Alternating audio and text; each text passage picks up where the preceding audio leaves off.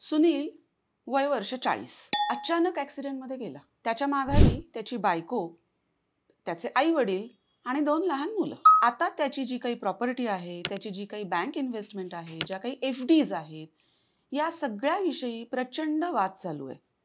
आईचं, वडिलांचं आणि बायकोचं कधीच पटलं नाही, कारण ती दुसऱ्या जातीतली होती. मग अशा वेळेला त्याच्या मृत्यूनंतर त्याच्या बायकोला सतत कोर्टाच्या खेटा घालाव्या लागतात. हे टाळता आलं असतं का? त्याच्या बायकोला, त्याच्या छोट्या मुलांना होणारा त्रास टाळता आला असता का? याचं उत्तर हो असं आहे. पण हा त्रास टाळता आला असता का? कसं? तर सुनीलनी थोडीशी काळजी घ्यायला पाहिजे होती. कोणती काळजी? तर मृत्यूपत्र बनवण्याची. दचकलात? 40व्या वर्षी मृत्यूपत्र बनवायचं? आपल्याकडे काय आहे ना, की हिंदी सिनेमामुळे म्हणा किंवा त्या सिरियल्समुळे म्हणा, मनुष्य डेथबेडवर असला की म्हातारा झाला, काहीतरी कॅन्सर झालाय, काहीतरी झालाय, मग तो वकिलाला बोलावतो, वकील साहब मुझे मेरी वसीयत बनानी है. याच्यामुळं हे सगळे गैरसमज निर्माण झालेले आहेत. आज आपण जाणून घेऊया मृत्यूपत्राविषयी आणि त्याच्याविषयीच्या कायद्यांविषयी. मृत्यूपत्र हे प्रॉपर्टीशी रिलेटेड आहे, डिव्होल्युशन ऑफ प्रॉपर्टीशी रिलेटेड आहे, टू बी मोर प्रिसाइज. आणि डिव्होल्युशन ऑफ प्रॉपर्टी म्हणजे काय? तर एखाद्या व्यक्तीच्या मृत्यूनंतर त्याची प्रॉपर्टी कोणाला मिळणार या विषयाशी निगडित आहे. म्हणजे ते सक्सेशनशी निगडित आहे. सक्सेशन किंवा वारसा कायदा हा प्रत्येक धर्मियांसाठी वेगळा वेगळा आहे. तर आज आपण जाणून घेऊया मृत्यूपत्र कसं करायचं. मृत्यूपत्र कसं करायचं हा जेव्हा विषय येतो त्यावेळेला तो हिंदूंसाठी, ख्रिश्चनांसाठी, पारसी लोकांच्यासाठी सिमिलरली ॲप्लिकेबल होतो. मुस्लिम लोकांच्यासाठी थोडंसं त्याच्याविषयी आपण नंतर जाणून घेऊ, पुढच्या व्हिडिओमध्ये जाणून घेऊ. आजच्या व्हिडिओमध्ये आपण जाणून घेऊया तर जनरल मृत्यूपत्र कसं करायचं याच्याविषयी. मृत्यूपत्र कोणी करावं? मघाशी मी म्हणलं तसं फक्त डेथबेडवर असणाऱ्या माणसांनी मृत्यूपत्र करायचं का? तर त्याचं उत्तर आहे नाही. मृत्यूपत्र हे कोणी करायचं? तर ज्या व्यक्तीकडे प्रॉपर्टी आहे आणि ज्या व्यक्तीला असं वाटतंय की माझ्या माघारी माझ्या प्रॉपर्टीविषयी, माझ्या मालमत्तेविषयी कुठलाही वाद निर्माण होऊ शकतो, एक गोष्ट.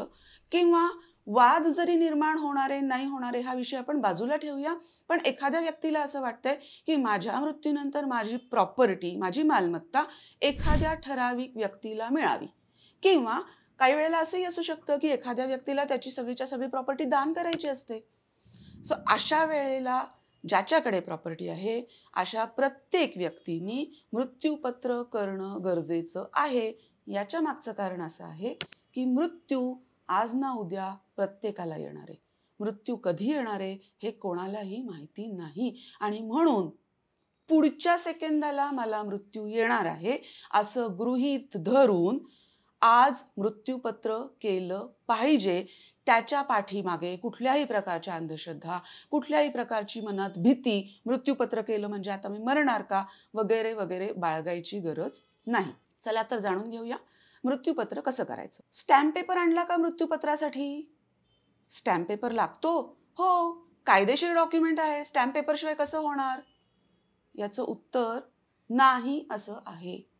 मृत्यूपत्र हे अत्यंत कायद्याने जे सांगितलं आहे त्याप्रमाणे मृत्यूपत्र ही व्यक्तीची शेवटची इच्छा आहे.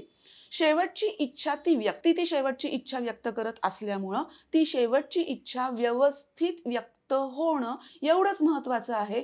त्याच्यासाठी ज्या फॉर्मॅलिटीज सांगितलेल्या आहेत त्या अगदी साध्या आहेत. कुठल्याही किचकट कायदेशीर प्रक्रिया, कुठल्याही किचकट कायदेशीर फॉर्मॅलिटीज या त्याच्यासाठी ठेवलेल्या नाहीत.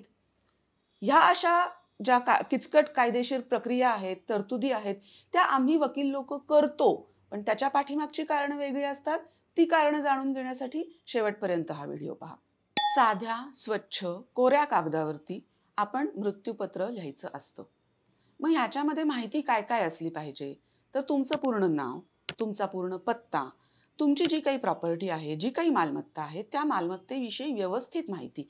बँक अकाउंट्स असतील तर कुठल्या बँकेत अकाउंट्स आहेत, एफ-डीज असतील तर कुठल्या बँकेत आहेत, त्याचे नंबर्स काय, एखादी स्थावर मालमत्ता असेल म्हणजे जमीन मिळकत असेल, फ्लॅट असेल, सदनिका असेल, दुकान असेल, तर त्याची पूर्ण माहिती, किती कुठल्या बिल्डिंगमध्ये आहे, त्याचा एरिया किती आहे, इत्यादी इत्यादी. ही सगळी माहिती व्यवस्थित लिहायची. ही जी काही प्रॉपर्टी आपण ज्याच्याविषयी बोलतोय, ही प्रॉपर्टी आपली स्वकष्टार्जित प्रॉपर्टी आहे का वडिलोपार्जित प्रॉपर्टी आहे. हिंदू लोक जेव्हा मृत्यूपत्र करत असतात त्यावेळी हा विषय खूप काळजीनं बघावा लागतो, खूप बारकाईनं पाहावा लागतो. कारण स्वकष्टार्जित जर प्रॉपर्टी असेल मग तो कुठल्याही धर्माचा व्यक्ती असू देत, तो त्याची प्रॉपर्टी विल्हेवाट लावू शकतो मृत्यूपत्राने. पण हिंदूंमध्ये जी कोपार्सनरी प्रॉपर्टी आहे, अँसेस्ट्रल प्रॉपर्टी आहे, त्याची विल्हेवाट लावायचा अधिकार, अख्ख्या प्रॉपर्टीची विल्हेवाट लावायचा अधिकार हिंदूंना नाही. पूर्वी तर शेअर जो असतो कोपार्सनरी प्रॉपर्टीमधला, वडिलोपार्जित प्रॉपर्टीमधला, त्याचंही मृत्यूपत्र करण्याचा अधिकार नव्हता. आता तो अधिकार आहे. मात्र अख्ख्या प्रॉपर्टीचं मृत्यूपत्र मी करता आहे, मी मृत्यूपत्र केलं, करता येत नाही. आणि म्हणून ही प्रॉपर्टी माझी स्वकष्टार्जित आहे का, वडिलोपार्जित आहे का, ही मी कशी घेतली, इत्यादीची माहिती स्वच्छ, सोप्या, साध्या भाषेमध्ये देणं गरजेचं आहे. त्याच्यानंतर प्रॉपर्टी कोणाला देणार आहे मी. मला फक्त माझ्या पत्नीला प्रॉपर्टी द्यायची आहे, मला फक्त माझ्या आईला प्रॉपर्टी द्यायची आहे, मला फक्त माझ्या मुलांना प्रॉपर्टी द्यायची आहे, किंवा मला 2 मुलं आहेत पैकी एकाच मुलाला प्रॉपर्टी द्यायची आहे. हे जे काही असेल त्याच्या कारणांसकट नमूद केलेलं चांगलं. किती प्रॉपर्टी कोणाला द्यायची, कुठली प्रॉपर्टी कोणाला द्यायची, याच्याविषयी मनामध्ये जर का काही आडाखे असतील, म्हणजे आपल्याला काही कोणाला आपल्या प्रॉपर्टीतनं बेदखल करायचं नाहीये, पण काही कन्व्हिनियन्सच्या दृष्टीने म्हणा, काही सोयीच्या दृष्टीने म्हणा, 4 प्रॉपर्टी आहेत आणि 4 मुलं आहेत, तर ही एक प्रॉपर्टी एला द्यायची, एक प्रॉपर्टी बीला द्यायची, असं काहीतरी आपल्या डोक्यात ठरलेलं असेल, तर ह्या सगळ्या ज्या काही गोष्टी आहेत त्या आपण मृत्यूपत्रामध्ये लिहायच्या असतात. इतकंच नाही तर जी प्रॉपर्टी आत्ता आपल्याकडं नाही, किंवा जी प्रॉपर्टी येऊ शकते किंवा आपली आहे याच्याविषयी कल्पनाच नाहीये, अशा प्रॉपर्टीचा, अशा मालमत्तेचा उल्लेख देखील आपण आपल्या मृत्यूपत्रामध्ये करू शकतो. आता मृत्यूपत्रासाठी सांगितलेल्या टेक्निकॅलिटीज कुठल्या आहेत, तर मी आत्ता म्हटलं तसं की ते लिखित स्वरूपात असलं पाहिजे, त्याच्यामध्ये सगळी माहिती व्यवस्थित असली पाहिजे, आणि शेवटची टेक्निकॅलिटी म्हणजे त्या मृत्यूपत्रावरती मृत्यूपत्र करणाराची सही किंवा अंगठा असला पाहिजे, आणि त्याबरोबरीनं 2 साक्षीदारांच्या सह्या असल्या पाहिजेत. या 2 साक्षीदारांच्या सह्या खूप महत्त्वाच्या आहेत. या साक्षीदारांच्या सह्या नसतील तर मृत्यूपत्र बेकायदेशीर ठरतं. एवढ्याच फॉर्मॅलिटी आहेत मृत्यूपत्र करण्यासाठी. आता मृत्यूपत्राविषयी आपल्याला अजून एक शंका असते की प्रोबेट म्हणजे काय, एक्झिक्युटर म्हणजे काय. तर आपण जे मृत्यूपत्र केलंय, आपण आपल्या मृत्यूपत्रामध्ये ज्या काही तरतुदी लिहिलेल्या आहेत, त्या तरतुदी, त्या पद्धतीनं ह्या प्रॉपर्टीची विल्हेवाट लावणं, त्या पद्धतीनं ह्या प्रॉपर्टीची वाटणी करणं, हे सगळं कोणी करायचं, तर हे सगळं करण्यासाठी आपण एखाद्या व्यक्तीची नेमणूक करू शकतो. त्या व्यक्तीला म्हणायचं एक्झिक्युटर.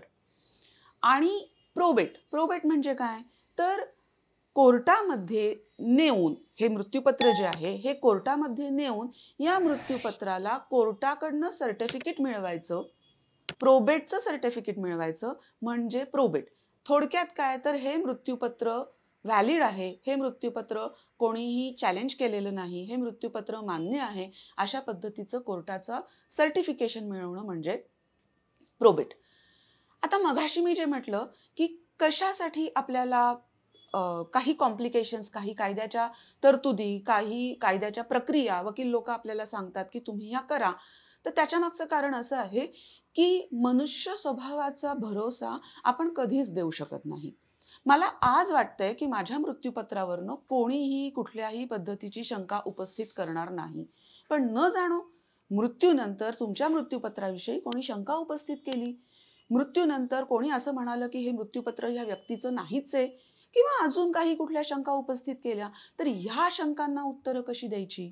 आणि मग त्याच्यासाठी म्हणून काही कायदेशीर प्रक्रिया ह्या पार पाडल्या जातात की ज्याचे सल्ले तुम्हाला वकील देतात. आणि म्हणून हे मृत्यूपत्र हा विषय जरी इतका साधा असला तरी सुद्धा एक सल्ला दिला जातो की तुम्ही व्यवस्थित वकिलांच्याकडे जा आणि तुमचं मृत्यूपत्र करून घ्या. का, तर ही तुमची शेवटची इच्छा आहे. शेवटची इच्छा याला आपल्या धर्मातच काय किंवा इतर कुठल्याही धर्मातच काय एक वेगळं स्टँडिंग आहे, वेगळं फुटिंग आहे शेवटच्या इच्छेला. ही शेवटची इच्छा शक्य तितकी पुरी व्हावी अशी इच्छा कायद्याची सुद्धा असते. त्याचप्रमाणे मृत्यूपत्राला जो कायदा आहे धर्माच्या पलीकडे जाऊन, तो म्हणजे इंडियन सक्सेशन ॲक्ट, त्या कायद्यामध्ये ह्या सगळ्या तरतुदी दिलेल्या आहेत. आणि त्यामुळं असा सल्ला दिला जातो की मृत्यूपत्र हे वकिलाकडे जाऊन करून घ्या, मृत्यूपत्र रजिस्टर करा, इत्यादी इत्यादी. मृत्यूपत्राचे 2 प्रकार आहेत, प्रिव्हिलेज्ड विल आणि अनप्रिव्हिलेज्ड विल. अनप्रिव्हिलेज्ड विल म्हणजे कुठली विल? नावच सांगतंय आपल्याला. अनप्रिव्हिलेज्ड म्हणजे तुम्हाला कुठल्याही पद्धतीची सुविधा, सवलत देण्यात आलेली नाही. प्रिव्हिलेज्ड काहीतरी सवलत देण्यात आलेली आहे. सर्वसामान्य व्यक्तींसाठी विलचे जे मी मघाशी जे कायदे प्रोसिजर सांगितली, त्या प्रोसिजरमध्ये कुठल्याही पद्धतीची सवलत नाही. ती लिखित स्वरूपात असावी, त्याच्यावर सही असावी, विटनेसेस असावेत, इत्यादी इत्यादी. मात्र ज्या व्यक्ती प्रत्यक्ष लढाईमध्ये भाग घेतात, ज्या व्यक्ती लढाईमध्ये आहेत, अशा व्यक्तींना हे सगळे कायदे आपण सांगितले. तुम्ही कागद आणा, त्या कागदावरती लिहा. एखाद्या सैनिकाला त्याचा मृत्यू समोर दिसतोय आणि त्यांनी कागद आणायचा, त्याच्यावरती त्याची विल लिहायची, शक्य नाहीये. आणि म्हणून हे जे काही सगळे नियम आहेत इंडियन सक्सेशन ॲक्टमध्ये दिलेले, लिखित असण्याबाबतचे, सही असण्याबाबतचे, इत्यादी इत्यादी नियम बऱ्यापैकी शिथिल केले गेलेले आहेत. तर मंडळी, ही होती मृत्यूपत्र कसे करावे याविषयीची ढोबळ मानाने दिलेली माहिती. याविषयीची अधिक माहिती आपल्याला जाणून घ्यायची असेल तर मी अशाच पद्धतीचे व्हिडिओ आपल्यासाठी अजून घेऊन येत राहणार आहे. तर पाहत राहा माझं हे चॅनल विविध कायदेशीर विषयांची माहिती घेण्यासाठी. आणि ही माहिती तुमच्यापर्यंत सतत पोचावी, वेळेत पोचावी यासाठी माझ्या चॅनलला सबस्क्राईब करायला आणि लाईक करायला अजिबात विसरू नका.